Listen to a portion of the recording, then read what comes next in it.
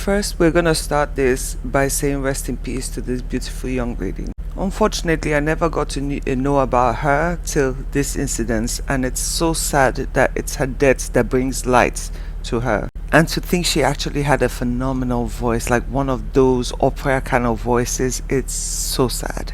I pray that her family finds peace in this difficult time. Now let's discuss it for a little bit.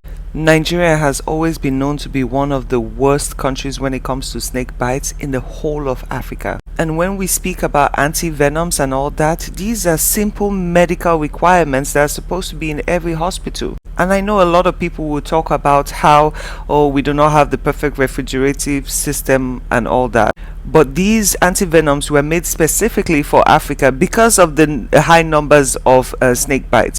And they are most often dry freeze. Now let's even speak about the system, because we can't even blame the hospital in this situation. I blame completely our leaders.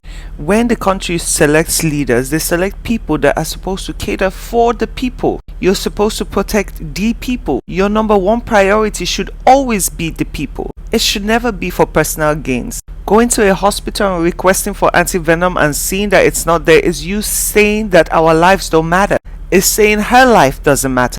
It's saying you're not prepared to save our lives. And that is completely pure negligence. Making this video is strictly from pure frustration. How many of us have to die? We're even lucky we get to hear about this young lady. How many other people lose their lives every day because we have a completely failed system? When it comes to security and any form of living, we're always moving scared because we just don't know. And our biggest problem is, as Nigerians, we tell ourselves, it's not our family, it's not us, so we're okay. There are some situations prayers wouldn't help you. It is time for us to stand up for a good working system. Like, how many more years are we going to just sit down and get comfortable and get used to this torture? Because this is torture. How many people can actually, when they have a health emergency, actually afford to leave the country? This is literally just a slap in the face saying that we do not matter.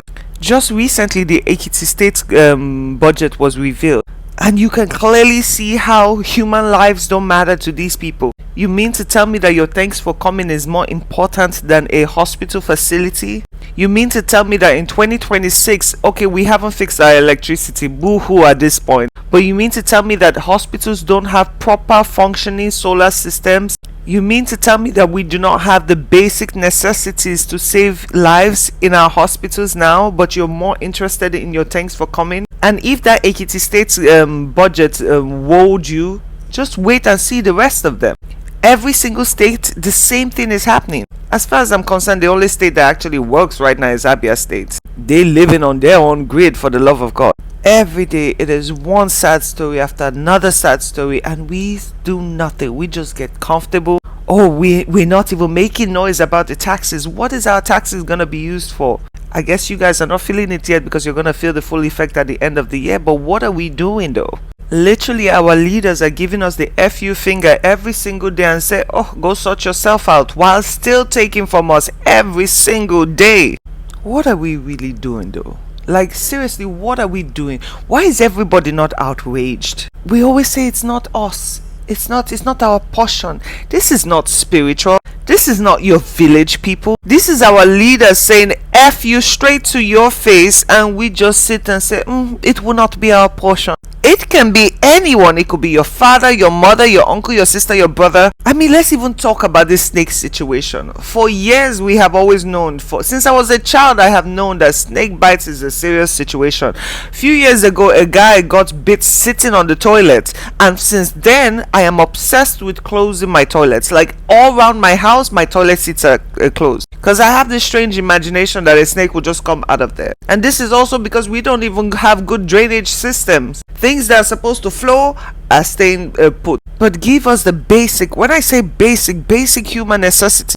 There are mothers that are going to hospital and losing their lives, but you don't care about it because it's not your person. There are people that are undergoing surgery right now and the light goes off and boop, they stand a chance of losing that person.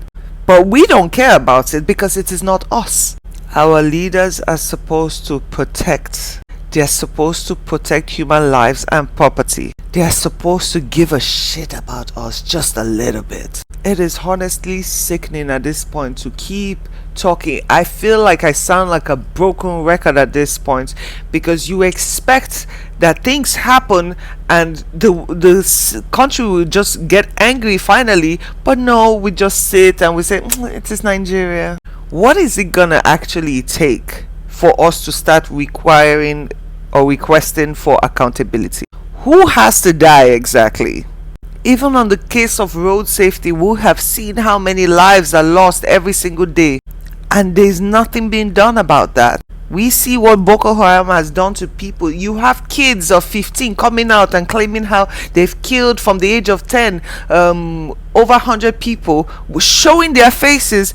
There has been zero arrests happen. Forget the nonsense airstrike they even did that didn't even touch anyone. Nothing is being done. Like nothing. What does it take for Nigerians to actually get angry? I'm just curious. People's properties are being demolished left, right and center, and we still do nothing.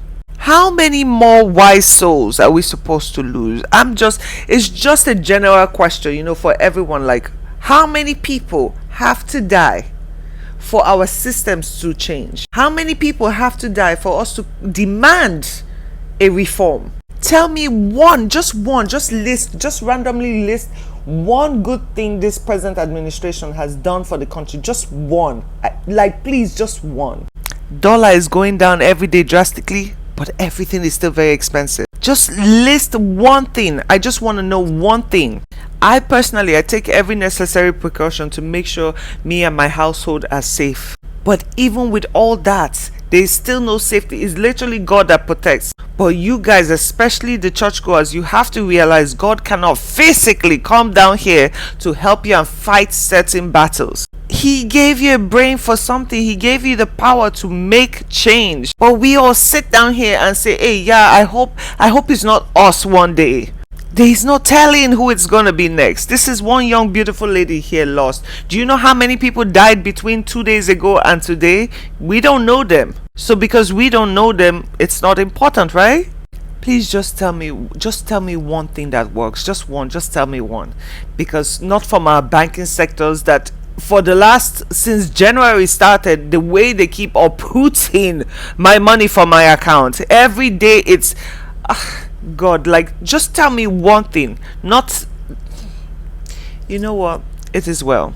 A life that could have been saved was lost due to negligence. And not negligence from hospitals, but negligence from our leaders. When is it going to stop? When are we going to start holding these people accountable? When are we actually going to sit together and say enough is enough? When are we going to realize that we as people, we deserve better? You might sit down right now and look at yourself and think you're safe and you're secure and you got everything, but what is humanity if you're the only one doing okay? Anyway, have a good evening. May her soul rest in peace. Tomorrow we're gonna hear another story, and the next day we're gonna hear another story, and so on. Have a nice evening.